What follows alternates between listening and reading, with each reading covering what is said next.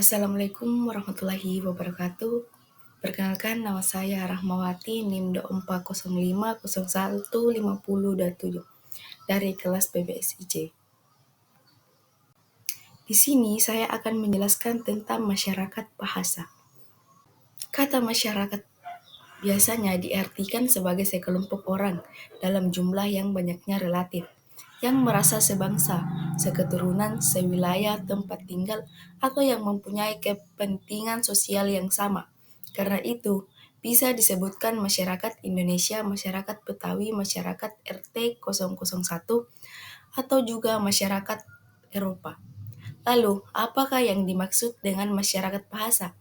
Yang dimaksud dengan masyarakat bahasa adalah sekelompok orang yang merasa menggunakan bahasa yang sama.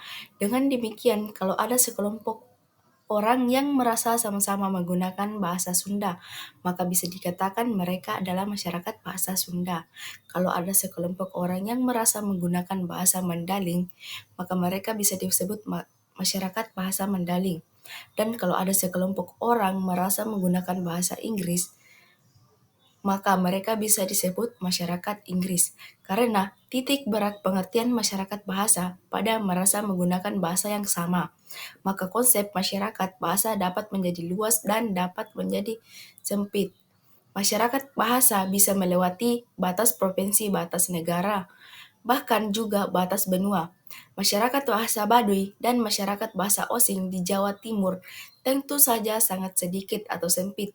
Masyarakat bahasa Jawa dan masyarakat bahasa Sunda tentu lebih luas dan masyarakat bahasa Indonesia tentu lebih luas lagi.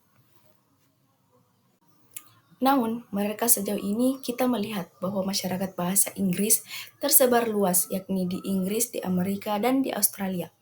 Orang-orang Amerika dapat berkomunikasi dengan orang Inggris dan orang Australia dengan baik. Begitu juga sebaliknya, namun barangkali kelak ada masyarakat bahasa Amerika, masyarakat bahasa Inggris, dan masyarakat bahasa Australia, mengingat dewasa ingin kecenderungan ke arah itu. Sudah ada.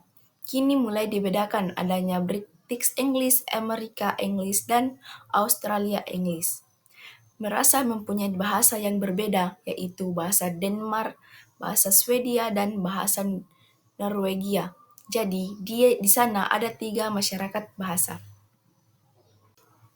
Akhirnya, tentang masyarakat bahasa ini, ada masalah bagaimana dengan masyarakat yang bilingual atau multilingual, seperti keadaan di Indonesia yang selain ada bahasa nasional, yaitu bahasa Indonesia, ada juga bahasa-bahasa daerah. Orang Indonesia pada umumnya adalah bilingual, yaitu menggunakan bahasa Indonesia dan menggunakan bahasa daerahnya masing-masing, dan kebanyakan menggunakan bahasa Indonesia sebagai bahasa kedua. Tetapi menggunakan bahasa daerah sebagai bahasa pertama, banyak juga yang multilingual karena selain menguasai bahasa Indonesia, menguasai bahasa daerahnya sendiri, menguasai pula bahasa daerah lain atau bahasa asing. Maka oleh karena itu, hanya orang Indonesia menjadi anggota masyarakat bahasa yang berbeda. Jika sesama orang Indonesia, lain dia menggunakan bahasa Indonesia, maka dia menjadi anggota masyarakat bahasa Indonesia. Jika pada kesempatan lain dia menggunakan bahasa daerah, sesama orang yang sedaerah, maka dia menjadi anggota masyarakat bahasa daerah. Memang, ada pembagian fungsi antara bahasa Indonesia dan bahasa daerah. Bahasa Indonesia digunakan dalam tingkat nasional, sedangkan bahasa daerah digunakan pada tingkat kedaerahan. Yang lebih unik adalah masyarakat bahasa Cina.